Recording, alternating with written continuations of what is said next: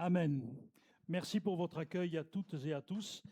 C'est toujours avec une grande joie que je viens. Mon épouse ne peut pas venir aujourd'hui. Elle travaillait hier jusqu'à 18 heures. C'était compliqué pour elle de venir. Voilà, en tout cas, elle pense bien à vous. Elle vous salue dans le nom du Seigneur. Voilà, donc le thème de la croix, c'est quelque chose qui est très solennel, ça fait appel à quelque chose que tout le monde connaît. Dans le monde, on parle de la croix de Jésus, tous les gens connaissent. C'est vrai que c'est un moment qui est sanglant pour l'humanité. Mais quand je regarde la croix, il y a quelque chose qui m'interpelle.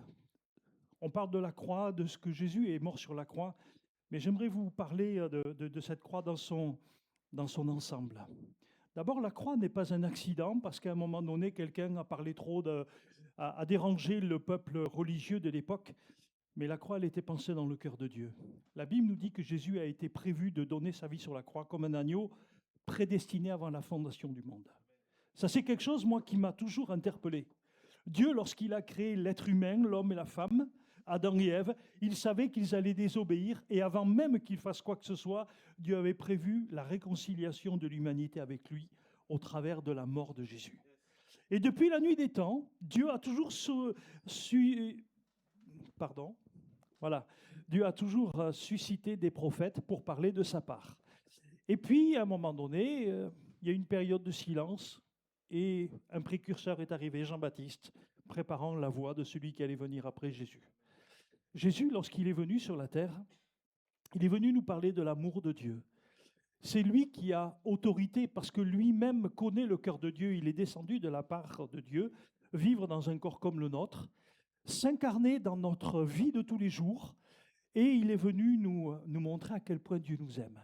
Et c'est vrai que sa façon de fonctionner nous interpelle, a interpellé les gens de l'époque, parce qu'au travers de ce qu'ils avaient reçu des prophètes, ils avaient établi une espèce de religion, avec certaines choses qui viennent de Dieu, mais aussi d'autres qui venaient des hommes.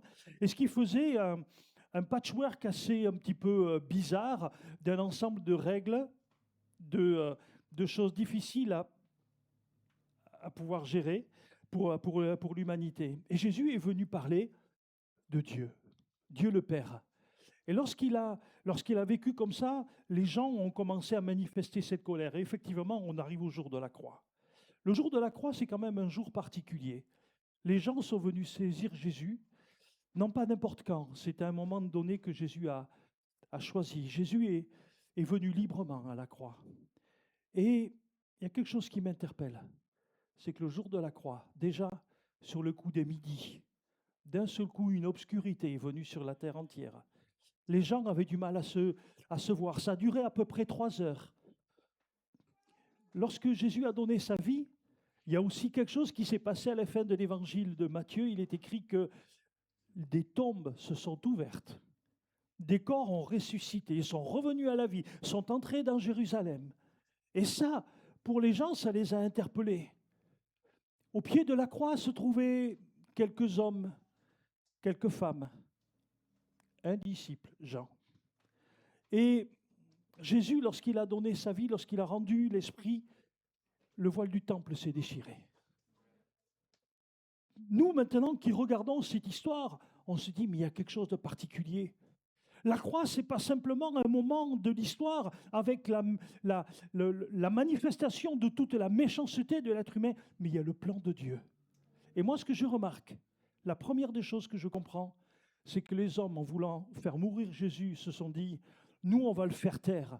Mais depuis ce jour-là, Dieu parle de plus en plus au travers de nos vies. Et ça, pour moi, la croix est importante. Parce que c'est important de comprendre que Dieu a un message. La croix, ce n'est pas simplement la mort du Fils de Dieu, mais c'est 3 jours plus tard, sa résurrection. Et ça, c'est quelque chose qui est important. Et ce message, pour nous, le message de la croix, c'est pas simplement « Ah oui, c'est triste, quelqu'un a donné sa vie. C'est triste, un innocent est mort. » Mais c'est beaucoup plus que cela. Pour nous, c'est quelque chose de particulier parce qu'il y a un message derrière. Et j'ai voulu reprendre quelques versets bibliques. Alors c'est vrai que moi, j'ai peut-être un petit peu le style de mettre beaucoup de versets, mais la foi, elle est étayée par les versets de la Bible. Alors le premier verset que je vous propose, ceux qui sont à Jésus-Christ ont crucifié la chair avec ses passions et ses désirs. Pardon. Voilà. Et ça, c'est quelque chose qui pour moi est important. La croix, c'est la fin de quelque chose. La croix, c'est, comme je le disais tout à l'heure, Jésus, il est venu par lui-même à la croix, dans le sens qu'il a laissé faire les gens. Avant, ils ont essayé de l'attraper, mais quand ce n'était pas l'heure, Jésus leur filait entre les doigts. Et à un moment donné, Jésus a donné sa vie. Et de la même manière, nous qui voulons vivre pour Dieu, il va y avoir aussi cette démarche à faire. Seigneur, de la même manière que toi, tu es venu à la croix, moi aussi, je viens à toi, Seigneur, dans une démarche. Et cette démarche, elle est dans ce symbole. Ceux qui sont à Jésus-Christ ont crucifié la chair avec ses passions et ses désirs. Alors, je ne sais pas ce que ça représente pour vous, la chair. La chair, ce n'est pas simplement le gras. Non, pardon, pas moi, si. C'est pas simplement... La chair, c'est nos envies. Il est fait mention de passion et de désir.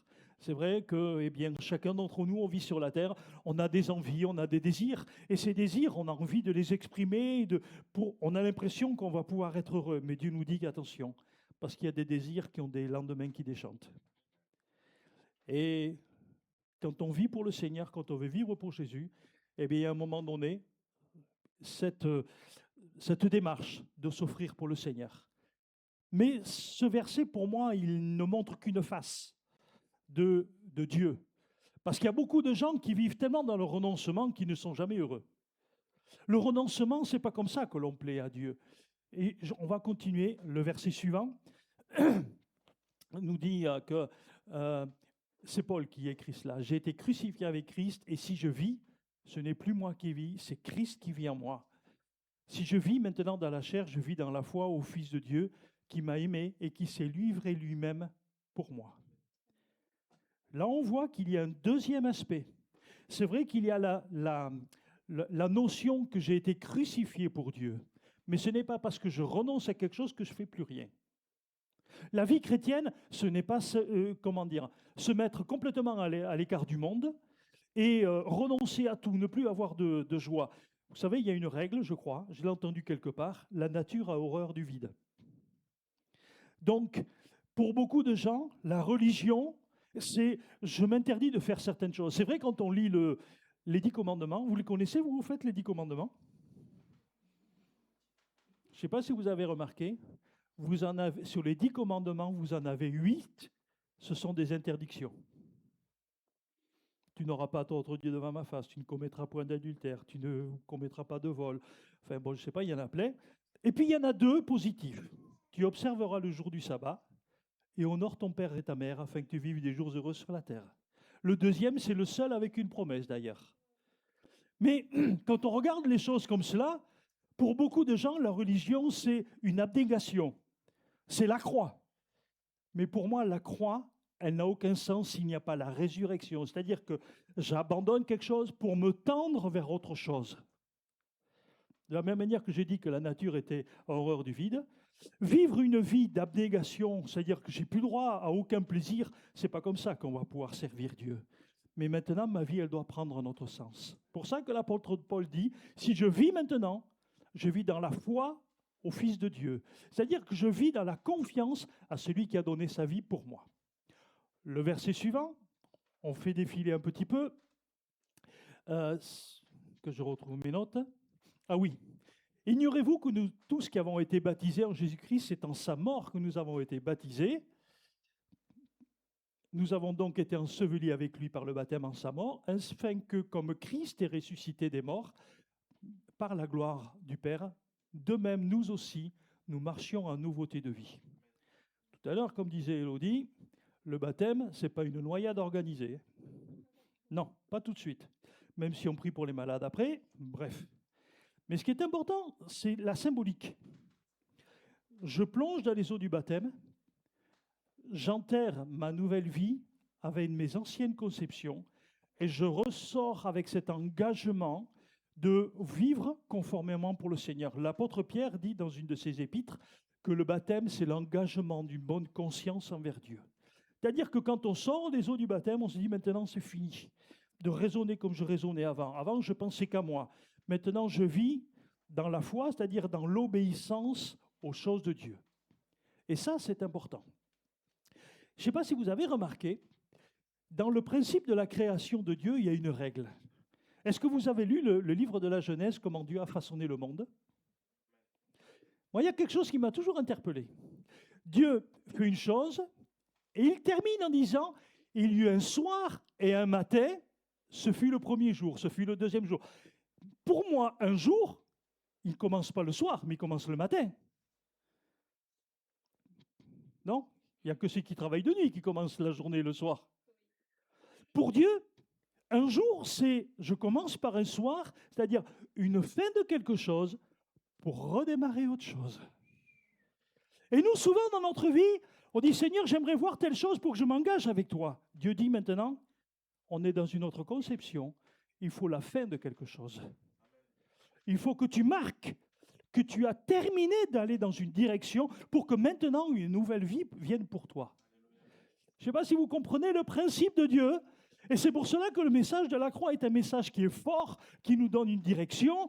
De la même manière que Jésus a été mort, il a été mis dans un tombeau. Les hommes ont scellé la pierre, mais Dieu a bougé la pierre. Et bien de la même manière, nous qui nous sommes engagés pour Dieu, à partir du moment où nous voulons faire tous nos efforts pour crucifier tout ce qui déplaît au Seigneur, Dieu va nous aider à vivre une résurrection dans nos mentalités. Ça va? Et pour moi, c'est quelque chose qui est fondamental. C'est quelque chose qui a changé ma conception de Dieu. J'ai essayé, moi, au début de mon baptême, de mon engagement pour Dieu, à faire tous mes efforts pour vivre pour le Seigneur. Je me privais de ceci, privais de cela, mais tôt ou tard, je retombais. Ou alors, même si je ne le faisais pas, mes pensées, elles étaient tournées vers ce que j'avais laissé avec un regret. Ouais, mais avant, je prends un exemple. Je ne sais pas, ceux qui ont fumé, vous allez me comprendre. Est-ce qu'il y en a qui ont déjà fumé? Vous êtes d'accord avec moi que la cigarette après le café... Comment?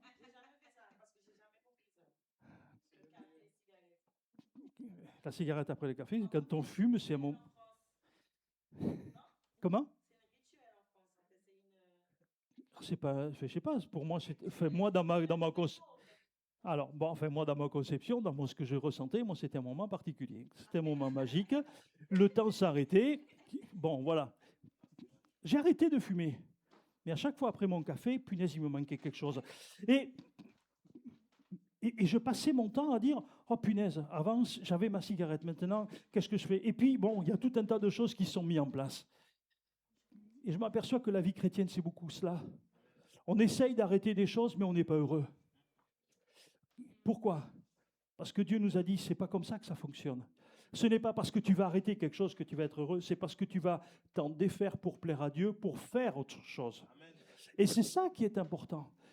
C'est ça qui est important. De la même manière, Dieu nous demande de ne pas mentir. Eh bien, quand on dit la vérité, ou alors on dit rien, parce que des fois aussi c'est ça, ne pas mentir. Des fois on est pris au piège, on ne sait pas quoi faire. Par exemple, vous êtes invité à manger quelque part, quelqu'un vous sert à manger, et puis vous... Ça te plaît? Un jour, quelqu'un a dit, j'ai jamais mangé quelque chose comme ça.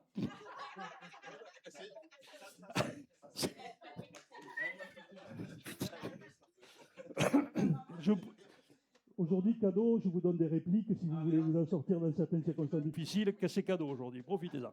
Mais voilà, mais ce que je veux dire, c'est que pour beaucoup de gens, on avait orienté notre vie par rapport à Dieu en disant, Seigneur, je veux vivre des privations.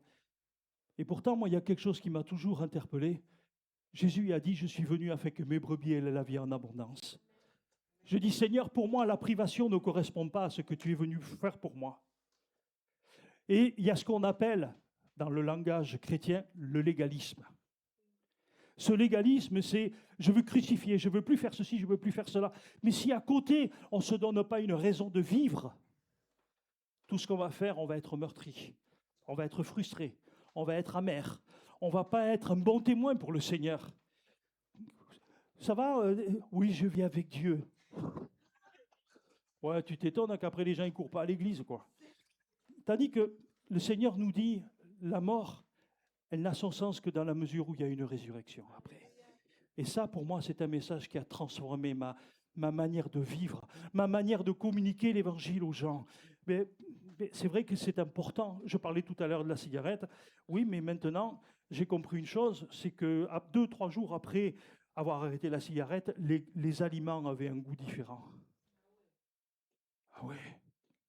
Mais bon, ça se voit, mais voilà, vous comprenez, je fais ça sur le ton de l'humour. Mais quand on vit les choses de cette manière-là, on dit Seigneur, la vie, elle est autre chose. Par exemple, tout à l'heure, on a entendu ce témoignage par rapport à du travail. Mais moi, je peux vous assurer une chose, à partir du moment où j'ai appris à faire confiance à Dieu, Dieu m'a accompagné dans toutes mes démarches. Et même, je vais vous dire, des fois, Dieu m'a conduit dans des manières qui m'ont surpris. Je ne comprenais pas pourquoi Dieu me fermait la porte pour un travail. Le seul moyen que je puisse découvrir la porte qu'il avait ouverte, c'est qu'il ferme celle dans laquelle j'étais. Dieu a conduit ma vie de telle manière que je peux que lui dire merci. Mais quand je regarde ces choses, je dis Seigneur, c'est vrai que j'ai abandonné certaines choses, mais à côté j'ai gagné tellement. J'ai ta présence, j'ai ton amour, j'ai ta paix dans mon cœur. Ces choses-là, ce sont des cadeaux que le Seigneur a donnés à chacun d'entre nous. Et c'est pour ça que ce texte de Romains 12, moi je le prends comme quelque chose de très particulier. Je ne sais pas si vous avez, pour ceux qui ont lu un petit peu la Bible, cet épître aux Romains, c'est le, comment dire, le déroulé de toute la doctrine. Le début parle de l'Ancien Testament, comme je vous ai dit tout à l'heure, on a été ensevelis dans le Seigneur et ainsi de suite. Mais là, à partir du chapitre 12, c'est comment vivre une vie concrète. Je vous exhorte donc, frères, je rajoute les sœurs, par les compassions de Dieu, à offrir vos corps comme un sacrifice vivant, saint, agréable à Dieu, ce qui sera de votre part un culte raisonnable. On va rester sur ce verset, excusez-moi. Je crois que je l'ai déjà dit ici, mais je ne sais pas si vous remarquez, il y a quelque chose de particulier dans ce verset. Il y a un truc, il y a deux idées qui sont ensemble qui ne collent pas. Allez, je vous laisse 30 secondes, je relève les copies.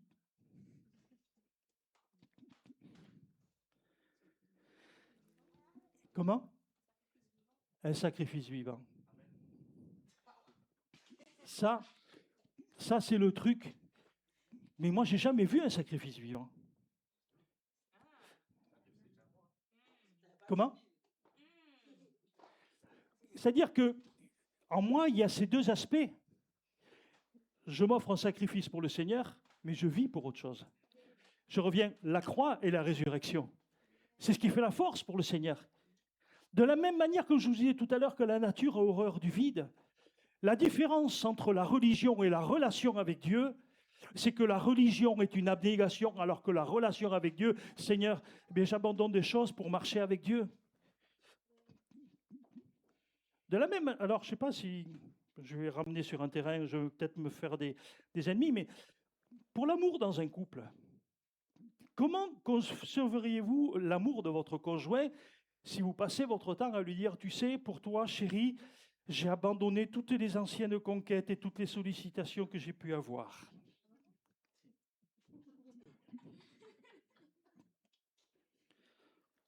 Mais par contre, si on aime bien la personne, renoncer aux autres personnes, ce n'est pas un sacrifice.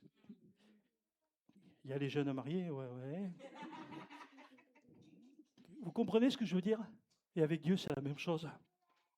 Servir un Dieu pour lequel il faut toujours renoncer, c'est pas marrant.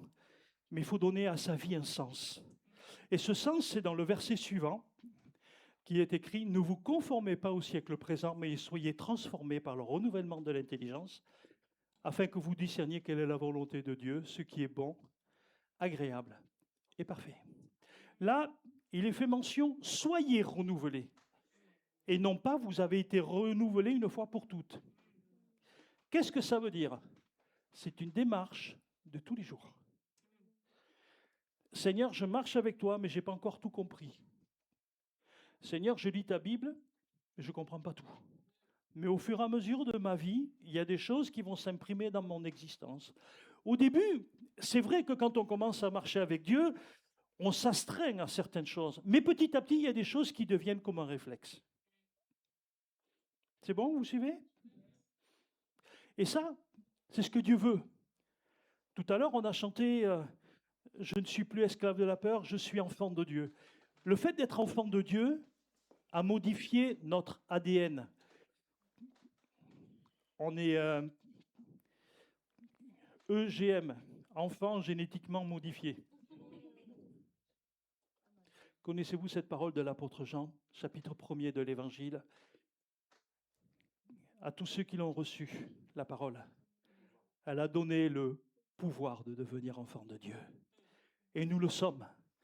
Le mot grec qui a donné pouvoir, c'est le même mot qui est décrit quand Jésus, il est écrit qu'il a donné autorité sur les démons à ses disciples pour marcher avec lui. Il a donné le pouvoir, il a donné l'autorité. L'autorité non seulement sur les démons, mais l'autorité sur nos propres désirs. Parce que maintenant, quand je veux renoncer à mon ancienne vie, je ne marche pas seul, mais Dieu marche avec moi parce que je suis ressuscité en lui. Et c'est ça qui fait toute la différence. Ce n'est pas moi qui vais combattre tout seul pour renoncer à des choses, mais à partir du moment où j'ai la confiance en Dieu, lui, Dieu, il vient m'aider, il me donne cette autorité. D'être transformé dans notre intelligence. Il y a des choses, moi de plus en plus, c'est, comment dire, il y a des choses que je réalise.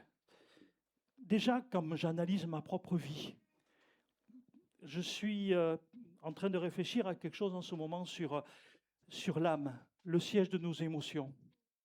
Avant de connaître le Seigneur, quand il nous arrive une catastrophe, ouais, je ne comprends pas. Maintenant qu'on est enfant de Dieu, quand on lit le psaume 139, avant que je naisse, tu connaissais tous les jours qui m'étaient destinés avant qu'aucun d'eux n'arrive.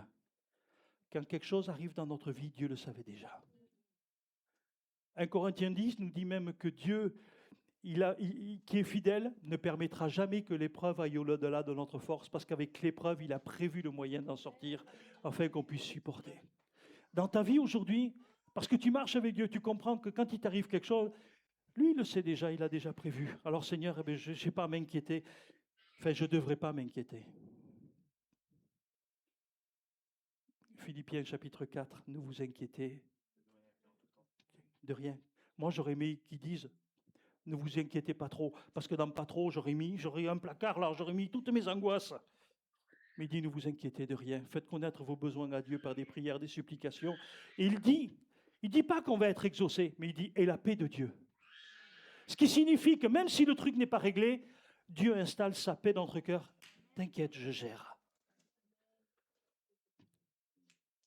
Tout à l'heure, il était fait mention de gens qui ont peut-être des situations de chômage, de maladie, qui rongent.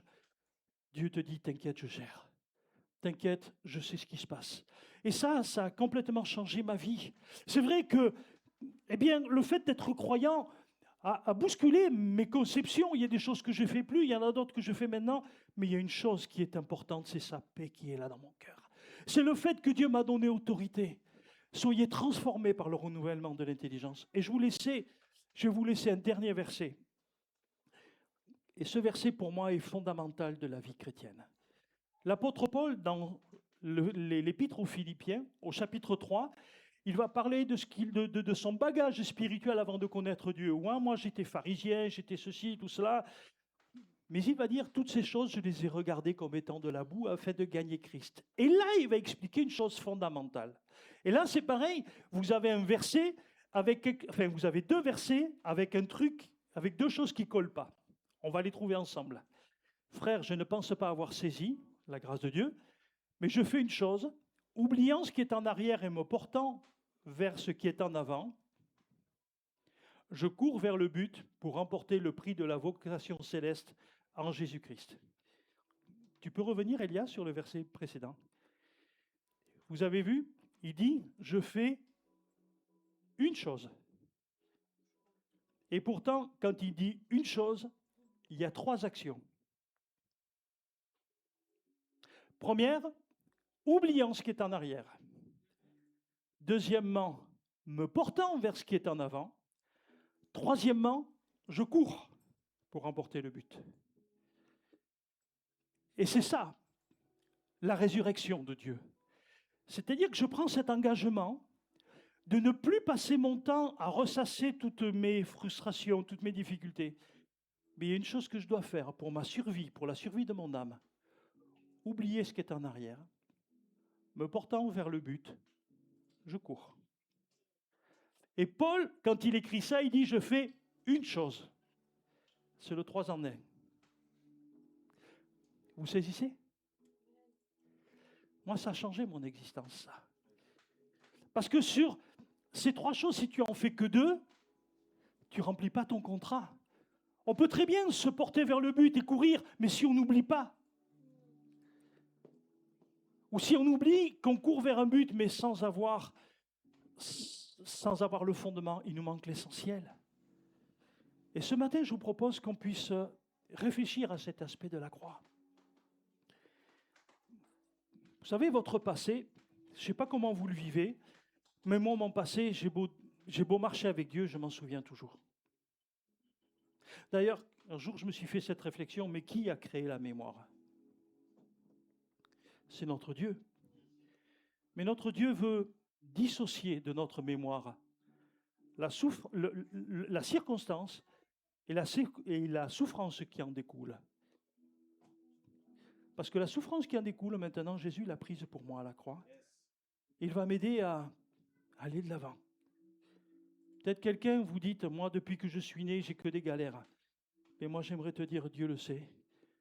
Il a permis qu'après toutes ces galères, tu puisses le rencontrer pour qu'il t'aide à marcher avec lui. Peut-être vous vous dites, j'ai rencontré aussi d'autres personnes qui me disent, maintenant que je connais Dieu, j'ai des difficultés, tout cela. Notamment, je ne sais pas si je vous en ai déjà parlé. Au début de ma conversion, je raccompagnais une mamie après les réunions. Une mamie qui, je l'ai appris après, depuis sa conversion, n'a cessé d'avoir que des galères. La première des galères, son mari qui a commencé à lui dire, maintenant je t'avertis à chaque réunion, chaque fois qu'il ira à la réunion dans la semaine, je te laisserai dormir dans le couloir. Le mari l'a laissé dormir, il a tenu sa promesse. Mais elle allait aux réunions quand même. Elle dit, mon Seigneur, je veux vivre pour toi. Peu importe ce qu'il fait pour moi. Cet homme était tellement méchant, quand elle cuisinait, parce que moi, quand je vous parle de mon époque, c'était le millénaire dernier, il y avait encore le gaz. Des fois, il lui bougeait les gamelles. Et elle savait où étaient ses gamelles, elle se brûlait les mains. Mais elle bénissait toujours son mari. Et en plus, pour terminer, à partir du moment où elle s'est engagée avec Dieu, elle a commencé à perdre la vue. Oui, parce que j'ai oublié ce détail tout à l'heure. Elle a commencé à perdre la vue. Et autour d'elle, sa famille, son mari disait, mais ça te sert à quoi? Maintenant que tu marches avec Dieu, tu as vu ce qui se passe aujourd'hui dans ta vie? Un jour, elle a compris. Seigneur, avant que m'arrive cette galère, tu as permis que je te rencontre pour que je puisse supporter ce moment difficile. Parce que sans toi, j'y serais jamais arrivé. Vous voyez pourquoi je vous dis que, oubliant ce qui est en arrière, oubliant nos conceptions, on veut marcher avec Dieu dans lui, dans sa mentalité. Soyez transformés dans votre intelligence. Et ça, c'est quelque chose qui est fondamental. Pour moi, la croix et la résurrection, je peux la vivre. Je peux les vivre que dans la mesure où j'abandonne mes anciennes conceptions pour entrer dans les conceptions de Dieu. Seigneur, je sais une chose, c'est que si je marche avec toi, tu as promis de m'accompagner. Jésus a dit dans l'évangile de Matthieu, vous trouverez le repos pour vos âmes en faisant quoi? Recevez mes instructions, prenez mon joug sur vous. Le joug, c'est ce truc où on est à deux. Eh bien, quand je marche dans ma vie, Jésus marche avec moi et il m'accompagne. Et ça, pour moi, c'est important. La croix, c'est Seigneur, je renonce à moi, mais j'accepte que tu me donnes tes instructions. Et à partir du moment où je marche avec toi, eh bien, je vis une nouvelle vie. Je vis un nouveau moment.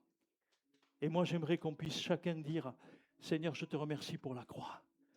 Parce qu'aujourd'hui, j'ai une autre manière de vivre.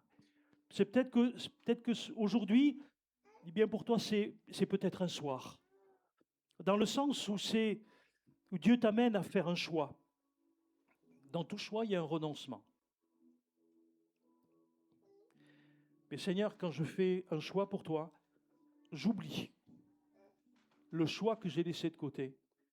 Et je marche là où toi, tu me conduis, Seigneur. Et je veux vivre avec ta présence glorieuse. Et j'aimerais vraiment prier pour vous ce matin dans ce sens-là. C'est vrai que les gens ont célébré Pâques mais pour moi, Pâques, c'est quelque chose de vraiment différent. C'est, même si je fais des choses pour obéir pour le Seigneur, il y a forcément une résurrection qui est derrière. Seigneur, je ne sais pas ce qui va se passer, mais j'ai confiance en toi. Seigneur, je te remercie pour cette opportunité ce matin d'avoir pu apporter ta parole. Seigneur, en donnant ta vie sur la croix, c'est vrai que tu as pardonné nos péchés, tu as donné ta vie pour qu'on puisse être guéri de toutes nos maladies. Mais aussi, Seigneur, je veux réaliser que tu as laissé un symbole. De la même manière que tu es mort et qu'au troisième matin tu es ressuscité, nous aussi, si nous abandonnons notre vaine manière de vivre, nous allons ressusciter dans une vie totalement différente avec toi, sachant que toi, tu vas nous accompagner. Sachant que toi, tu as ouvert des portes pour nous, Seigneur. Je te prie pour ceux qui ont des soucis par rapport à leurs finances. Eh bien, Seigneur, je sais que, eh bien, il y a peut-être une mort à soi-même par rapport à une fin de quelque chose, mais il y a forcément une résurrection parce qu'une porte est en train de s'ouvrir pour une personne dans le nom de Jésus, pour un travail, pour une nouvelle orientation, pour quelqu'un qui cherche un compagnon ou une compagne. Il y a peut-être, après ce soir, il va y avoir un matin glorieux avec une porte qui va s'ouvrir pour ces personnes, Seigneur. Merci, parce que Seigneur aussi, au travers de nos maladies, tu as promis de nous guérir. Et Seigneur, merci parce que ton sang a coulé de la même manière pour nous sauver que pour nous guérir de toutes nos maladies. C'est le même sang qui a coulé, c'est la même mort à la croix qui nous en donne le pouvoir. Et Seigneur, merci ce matin pour ta paix qui nous accompagne chaque jour, Seigneur. Amen.